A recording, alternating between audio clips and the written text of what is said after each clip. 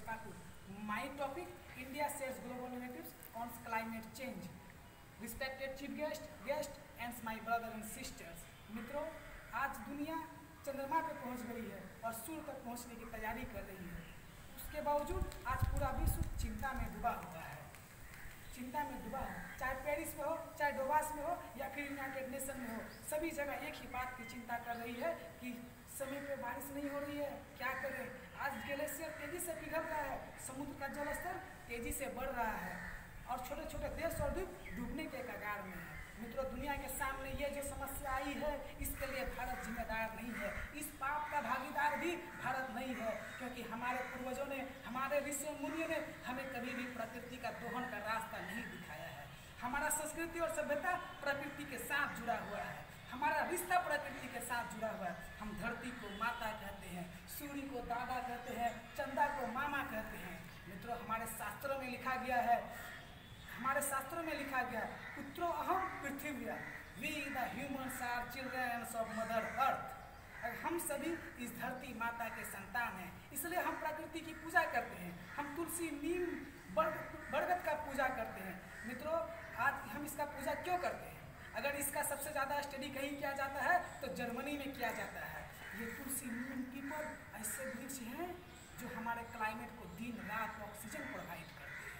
एक बरगद 40 AC के बराबर शीतलता देती है, जिससे हमारा वायुमंडल का संतुलन बना रहता है। आज दुनिया कहता है कि हमें कार्बन इमिशन को कम करना होगा, लेकिन इसके लिए उपयुक्त टेक्नोलॉजी एक दूसरे के साथ शेयर नहीं करते हैं। उसके बावजूद आज Bharat 175 gigawatt energy, green energy produce कर रहा है। आज भारत सोलर एनर्जी में दूसरे स्थान तक पहुंच गया है। आज भारत नदियों को आपस में जोड़ रहा है। तो जहाँ हरियाली होती है वही खुशहाली होती है। आज अमेरिका कहता है कि हम रिड्यूस, रीयूज और रीयूज कर रहे हैं। मित्रों, भारत में 6,365 गांव है। आप किसी गांव में चले जाइए, आप पाएंगे, आप किसी गांव में चले जाइए, आप किसी गांव में चले जाइए, बोलिए। आज अमेरिका कहता है कि हम रिड्यूस, रीयूज, रीयूज कर रहे हैं।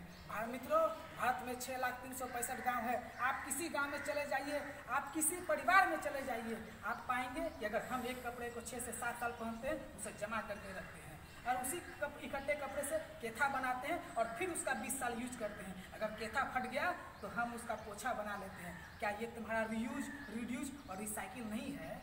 मित्रों, ये अमेरिका, यूरोप से आई हुई टेक्नोलॉजी केवल हमारे प्रकृति का ही नहीं बल्कि हमारा स्वास्थ्य का भी दोहन किया है। चाहे वो खाद, यूरिया, DAP हो, पेप्सी, कोका कोला हो या फिर अंग्रेजी दवाई हो गया, चाहे वो अंग्रेजी दवाई हो। मित्रों, हमारा योग, आयुर्वेद, हमारा चिकित्सा पद्धति प्रकृति का नुकसान नहीं करता और इसका कोई साइड इफेक्ट नहीं होता। मित्रों, मैं अंतिम में यही कहना चाहूँगा, पेड़ पौधे लगाना है, भारत को स्वर्ग बनाना है। पेड़ पौधे लगाना है, भारत को स्वर्ग बनाना है।